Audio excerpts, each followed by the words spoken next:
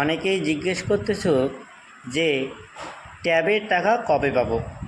তো তোমাদের জানিয়ে রাখি, ট্যাবের টাকা সবাই পাবে, তবে এবছর একটু দেরি হবে। এর কারণ হচ্ছে, গত বছর ট্যাবের টাকায় অনেক কেলেঙ্কারি হয়েছিল।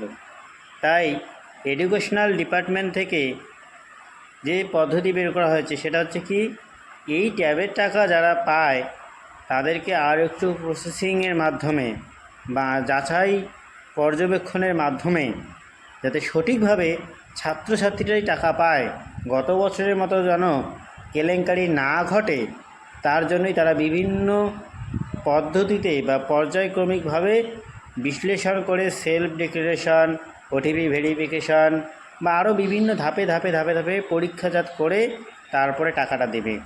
কাজেই কারো কোনো চিন্তার বিষয় নেই, একটু দেরি হবে, কিন্তু আমরা সবাই ট্যাবের টাকা পাবো। চিন্তিত হবেন না, সবাই ট্যাবের টাকা পাবেন। ধন্যবাদ।